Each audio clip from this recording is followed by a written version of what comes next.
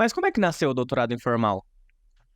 Como ideia, É. André Gravatá, autor deste livrinho. Voltamos ao início.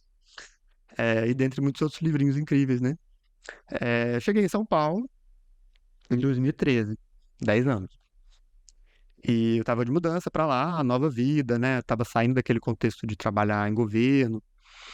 E conheci o André. A gente tava se falando, acho que remotamente, tinha uma amiga nossa em comum.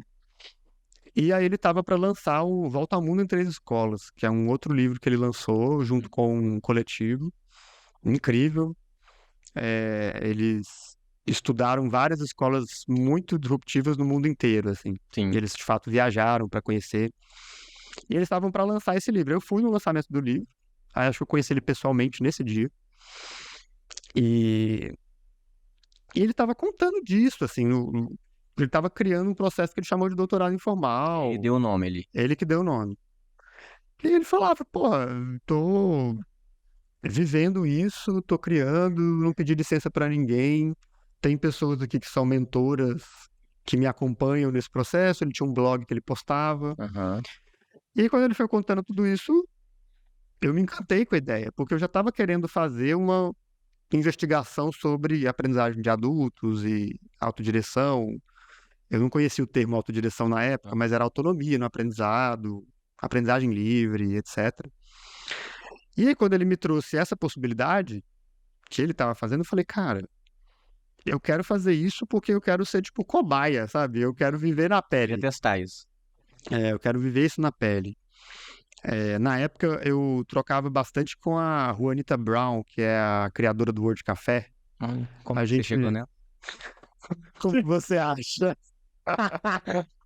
Um e-mail para um estranho. Uma cara de pauzinha.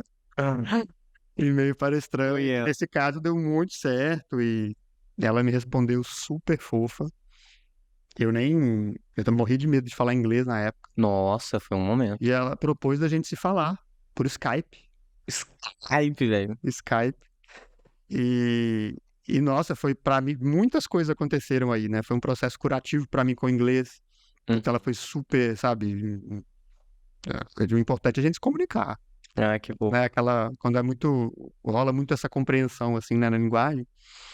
Enfim, e aí, a Juanita também, ela teve um processo, o doutorado que ela escreveu sobre o Word Café, que é um doutorado formal, mas dentro de uma universidade lá nos Estados Unidos muito aberta, muito fora da casinha. Então ela teve muita liberdade para escrever a tese dela. Uhum. Ela criou um método de pesquisa próprio. E ela conta isso na tese. É uma tese linda, muito, muito foda a tese dela. E aí eu me correspondia com ela e a gente começou a ter uma identificação muito grande, assim, de, porra, nós percorremos processos muito não convencionais de aprendizado, ela ainda dentro de uma instituição, mas assim, profundamente autodirigida, Uhum. e a gente se conectando muito nesse lugar.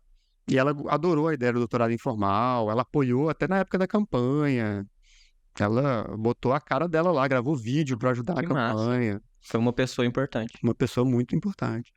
Enfim, e aí o André tinha contado para mim sobre isso. Eu quis viver isso como cobaia. Na pele.